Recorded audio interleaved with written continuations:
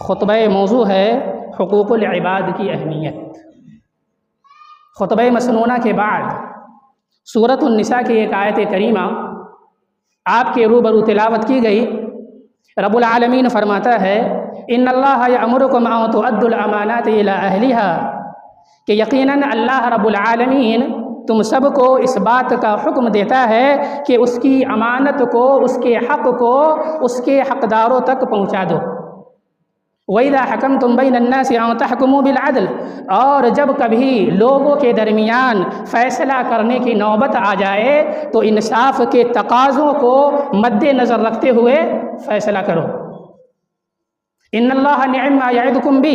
یقیناً اللہ رب العالمین تمہیں اچھی بات کی نصیحت کرتا ہے، واعظ کرتا ہے۔ ان اللہ کان سمیعا بصیرا،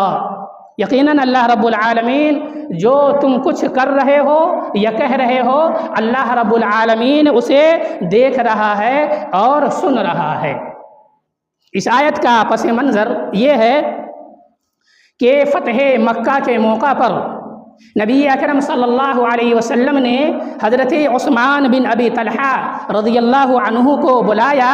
اور ان سے خانہ کعبہ کی چابی لی، کنجیاں لی اور بیت اللہ کا دروازہ کھولا۔ آپ صلی اللہ علیہ وسلم اس کے اندر داخل ہوئے اور جب باہر آپ نکل رہے تھے تو آپ صلی اللہ علیہ وسلم یہی آیت کریمہ تلاوت کر رہے تھے۔ ان اللہ یأمرکم ان تؤدوا الامانات الی اہلہا واذا حکمتم بین الناس ان تحکموا بالعدل۔ یہ عثمان بن ابی طلحہ یہ زمانہ جاہلیت سے خانہ کعبہ کے کلید برداری تھے، ذمہ دار تھے، اسی لیے حکم دیا جا رہا ہے کہ جو زمانہ جاہلیت سے خانہ کعبہ کے بیت اللہ کے ذمہ دار ہے تو اسی خاندان میں چابی لوٹا دی جائے۔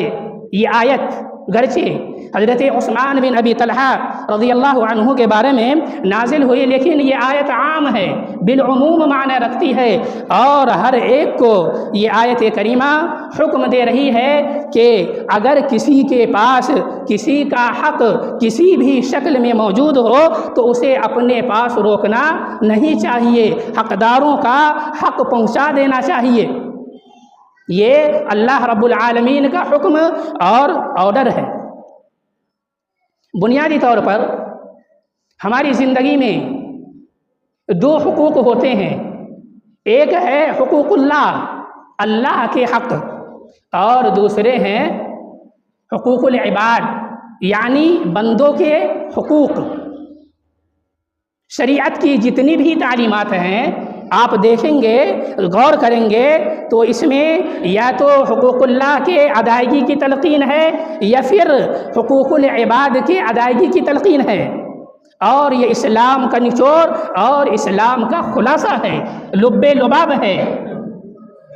شریعت کہتی ہے نماز پڑھو، یہ حقوق اللہ میں سے ہے۔ شریعت کہتی ہے روزہ رکھو، یہ حقوق اللہ میں سے ہے۔ شریعت کہتی ہے حج کرو، یہ حقوق اللہ میں سے ہے۔ شریعت کہتی ہے زکوٰۃ دو، یہ حقوق العباد میں سے ہے۔ شریعت کہتی ہے کہ صدقہ و خیرات کرو، یہ حقوق العباد میں سے ہے۔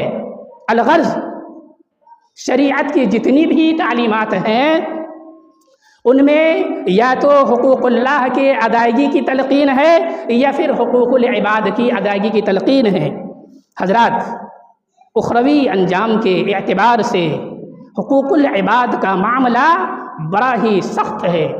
بڑا ہی شدید ہے۔ حقوق اللہ کا معاملہ تو الگ ہے،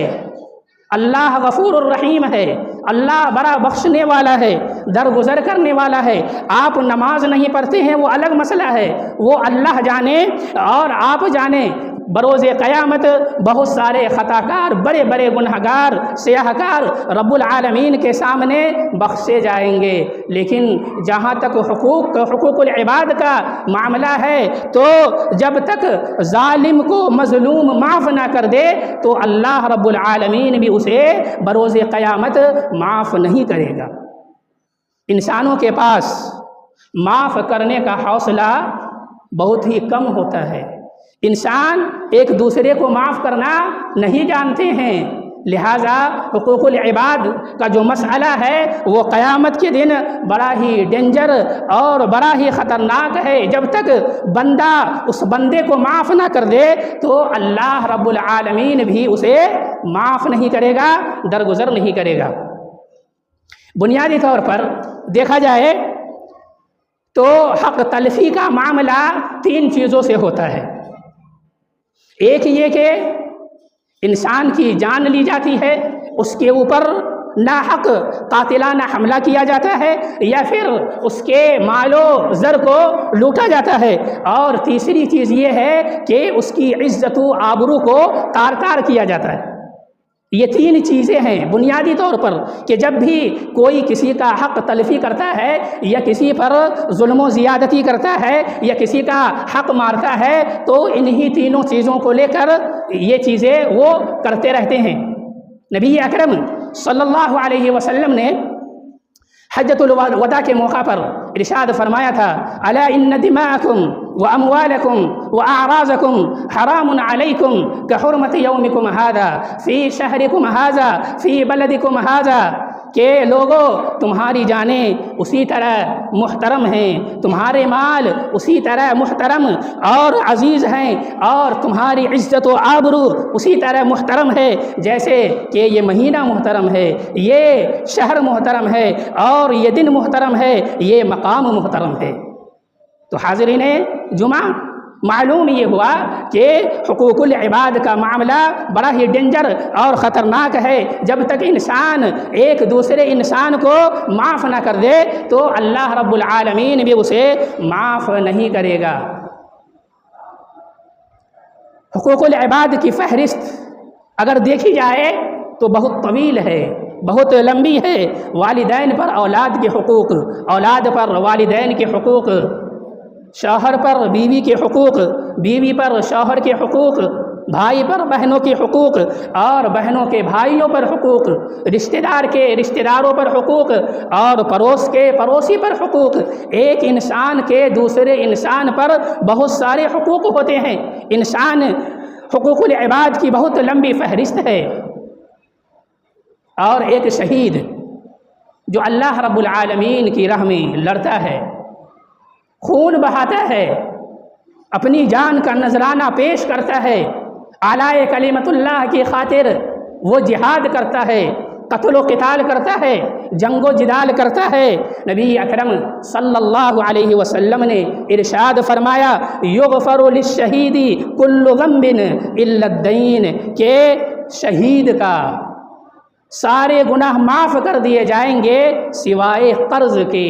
اگر قرض لے کر وہ دنیا سے گزر گئے اور قرض واپس نہیں کیا ہے تو شہید کو بھی معاف نہیں کیا جائے گا۔ سماج و معاشرہ کے اندر آپ دیکھیں گے کہ انسان قرض تو لے لیتا ہے، اور جب قرض واپس کرنے کی بات آتی ہے تو ٹال مٹول کرتے ہیں، اور جب وقت متعین آتا ہے تو پھر موبائل بھی سوئچ آف ہوتا ہے، اور پھر کبھی کبھار وہ فون بھی نہیں اٹھاتے ہیں۔ تو قرض کا معاملہ بھی بہت ہی ڈینجر ہے، اس لیے قرض لیا جا سکتا ہے ضرورت کے تحت۔ نبی اکرم صلی اللہ علیہ وسلم نے بھی قرض لیا ہے۔ جب آپ قرض لیں تو قرض کو جو ہے واپس کرنے کی طاقت آپ کے اندر ہو۔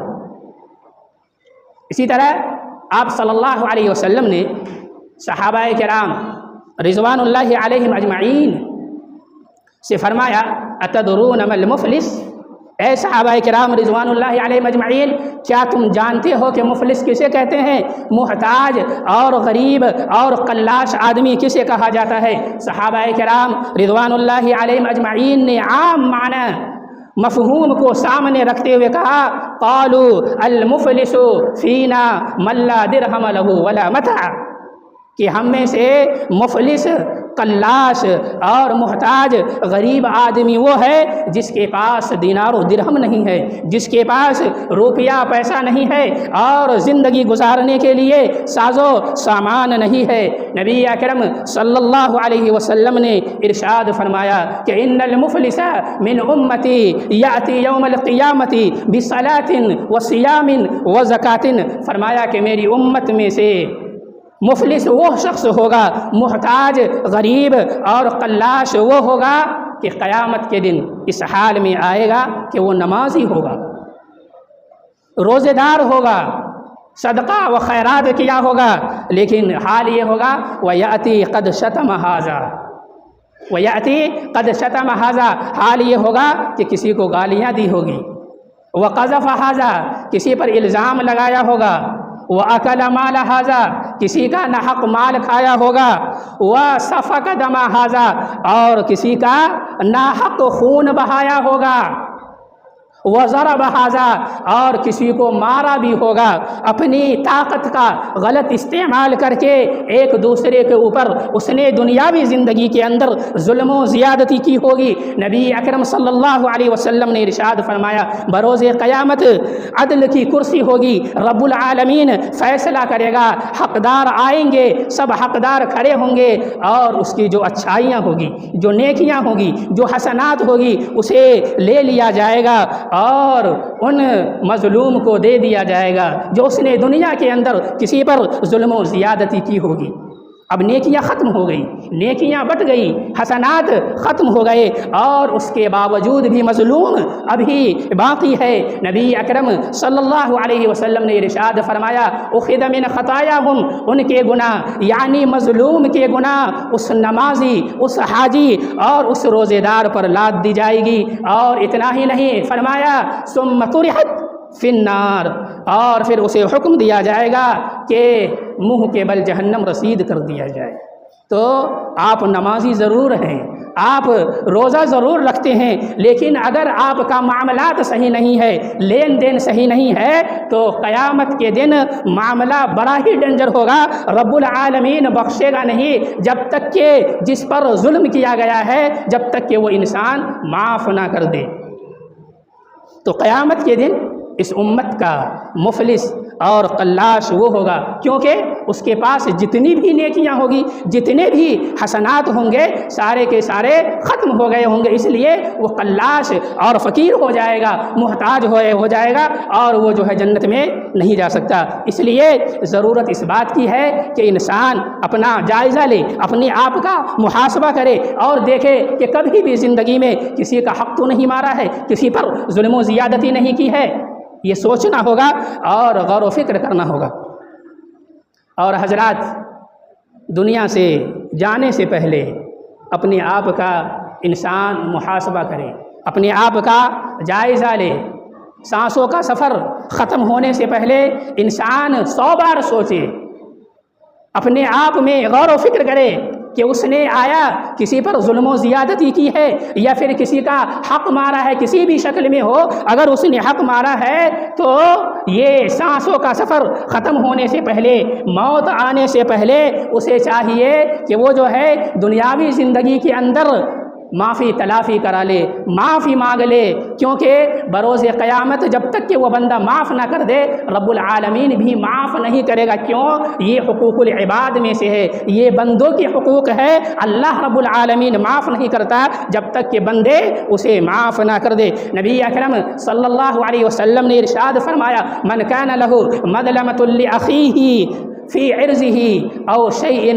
فلیتحلل منہ قبل یوم القیامت، کہ اگر آپ نے دنیاوی زندگی میں کسی پر ظلم و زیادتی کی ہے یا کسی بھی شکل میں ہو، کسی بھی صورت میں ہو،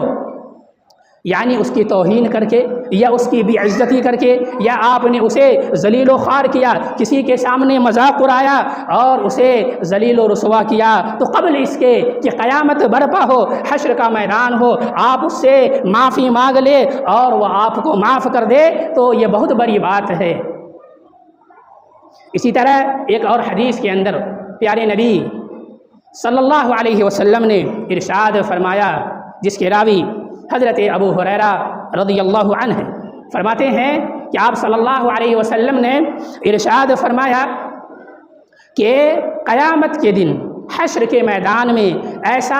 فیصلہ ہونے والا ہے کہ اگر سینگ والی بکری نے بے سینگ والی بکری کو ماری ہوگی تو قیامت کے دن اللہ رب العالمین جانوروں کے درمیان میں بھی فیصلہ کرے گا، عدل کرے گا اور اسے انصاف دے گا۔ جب جانور کے ساتھ یہ معاملہ کیا جا سکتا ہے جو بے زبان ہے، جس کو فہم اور شعور نہیں ہے، اللہ رب العالمین نے تو ہمیں عقل مند بنایا، ذی فہم بنایا، ذی شعور والا بنایا، تو ہمیں ان جانوروں سے سبق لینا چاہیے کہ اللہ رب العالمین جب ان کے سامنے ان کے درمیان عدل کرے گا، فیصلہ کرے گا، تو بندے باولا زیادہ حقدار رکھتا ہے کہ اللہ رب العالمین اس کے درمیان فیصلہ کرے، عدل کرے۔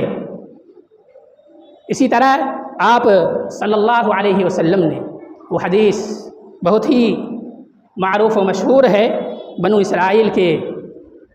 3 اشخاص کے سلسلے میں کہ وہ کہیں جا رہے تھے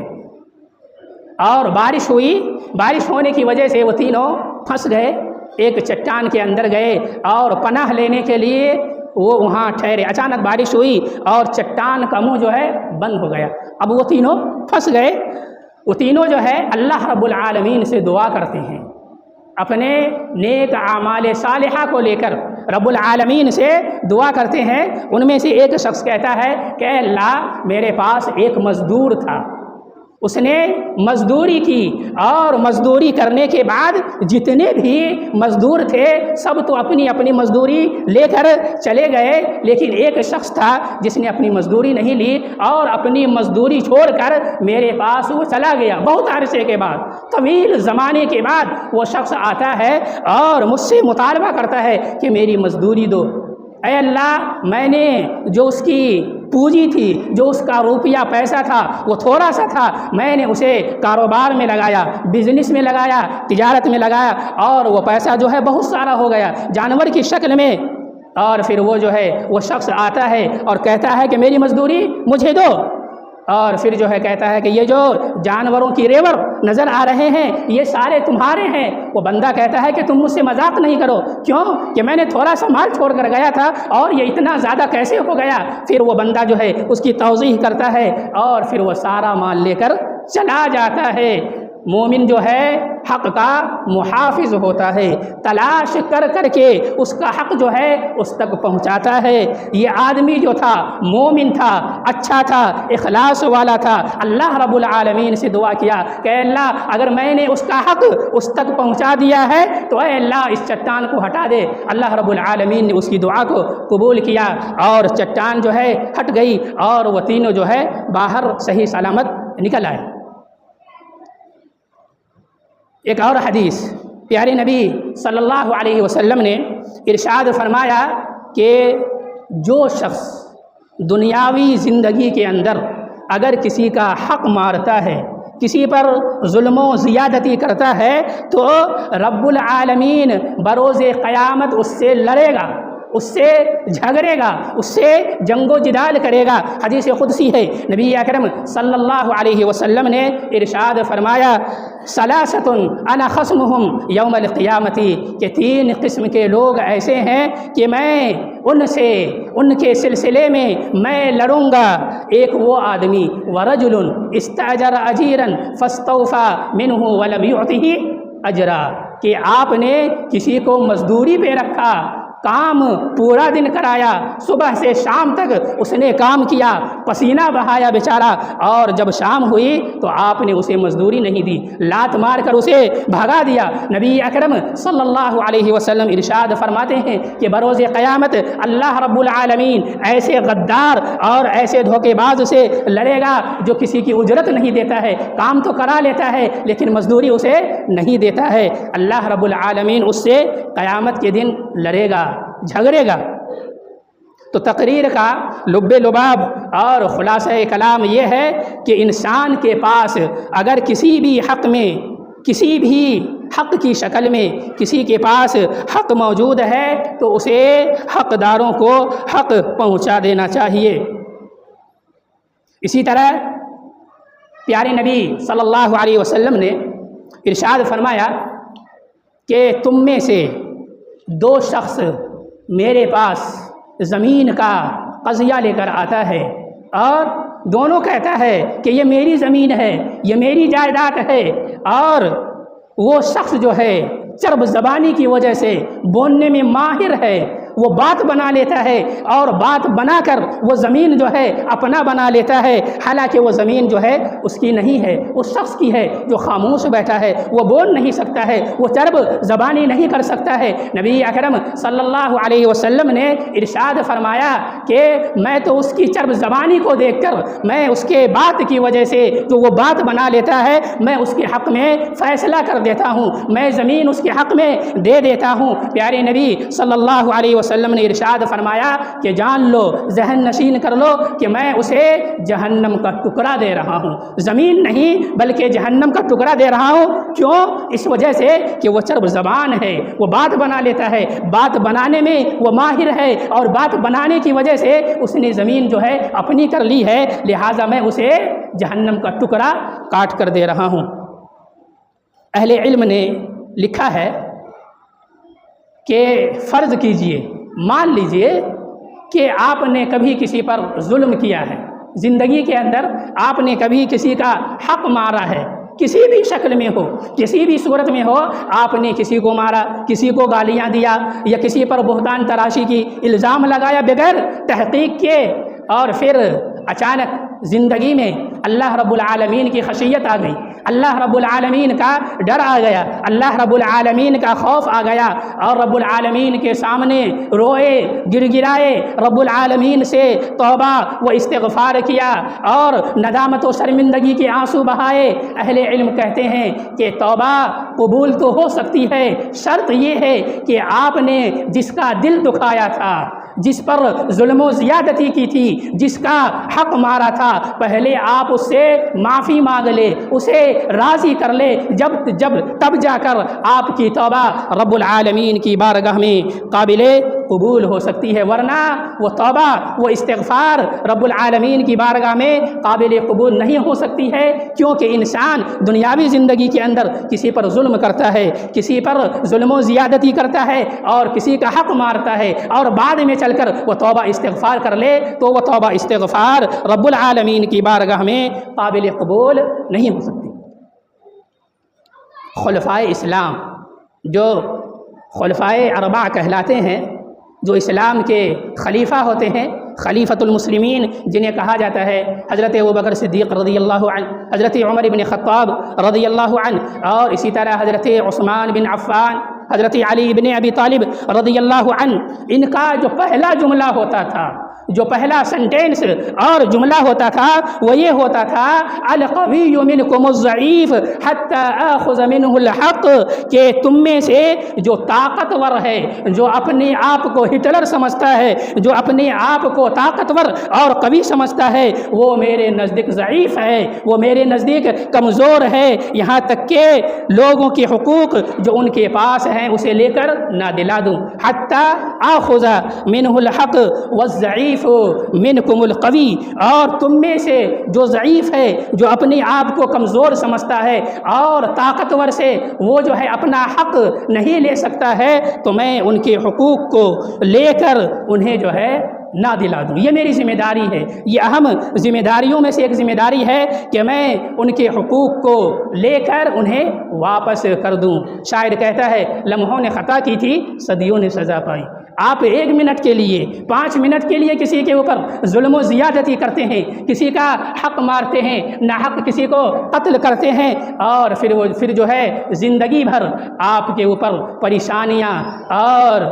دکھ درد آتے رہتا ہے، یہ اس کی سزا ہے۔ اللہ رب العالمین نے ارشاد فرمایا وَلَا تَرْكَنُوا إِلَى الَّذِينَ ظَلَمُوا فَتَمَسَّكُمُ النَّارُ، کہ تم جو ہے ظالم کی کبھی تائید نہیں کرنا، تم کبھی ظالم کی تائید نہیں کرنا، ظالم کی طرف کبھی مت جھکنا، اس لیے کہ اگر آپ ظالم کا ساتھ دیں گے تو آپ کا حشر بھی وہی ہوگا جو ظالم کا ہوگا۔ فَتَمَسَّكُمُ النَّارُ، جہنم کی لپیٹ میں آپ بھی آ سکتے ہیں اگر آپ نے ظالم کا ساتھ دیا اور مظلوم کا ساتھ نہیں دیا تو۔ نبی اکرم صلی اللہ علیہ وسلم نے ارشاد فرمایا انصر اخاک ظالما او مظلوما، کہ آپ جو ہے ظالم اور مظلوم کی مدد کیجئے۔ صحابہ کرام رضوان اللہ علیہ مجمعین نے فرمایا، کہا کہ مظلوم کی مدد کرنا تو سمجھ میں آتا ہے کہ وہ بیچارہ ہے، اس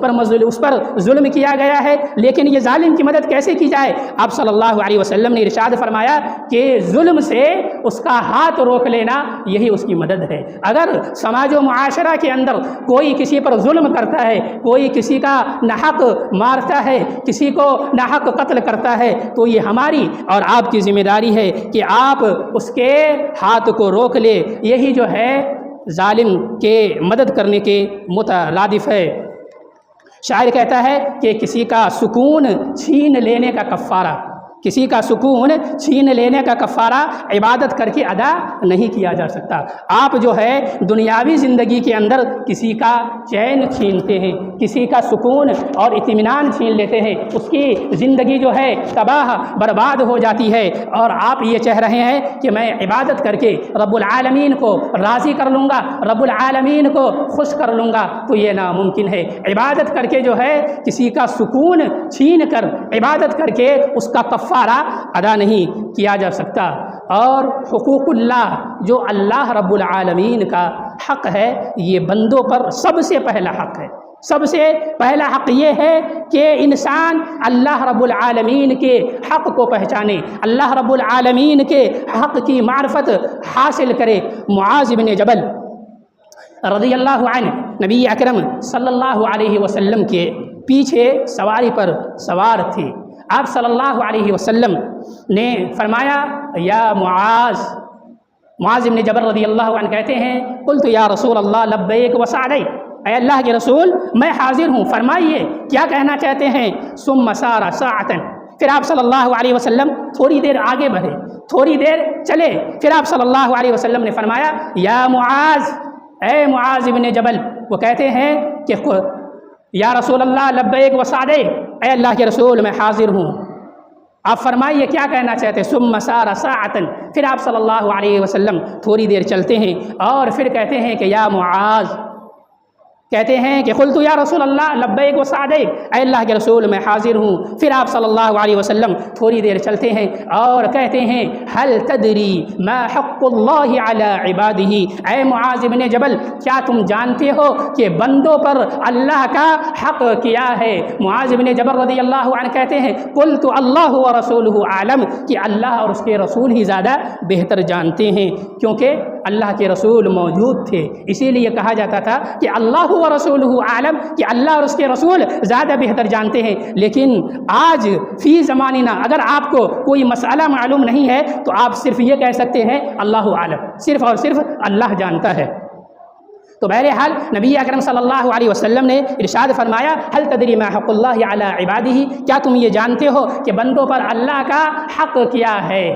پھر آپ صلی اللہ علیہ وسلم نے معاذ بن جبل رضی اللہ عنہ کو فرمایا کہ حق اللہ علی عبادہ ان یعبدوہ ولا یشرکوا بہ شیئا، کہ بندوں پر اللہ رب العالمین کا سب سے پہلا حق یہ ہے کہ وہ اس کی عبادت کرے اور اس کے ساتھ کسی کو شریک نہ ٹھہرائے۔ یہ اللہ رب العالمین کا بندوں پر سب سے پہلا حق ہے، سب سے اول حق ہے۔ ثم سار ساعۃ، پھر تھوڑی دیر چلے، آپ صلی اللہ علیہ وسلم نے پھر حضرت معاذ بن جبل رضی اللہ عنہ سے کہا کہ هل تدری ما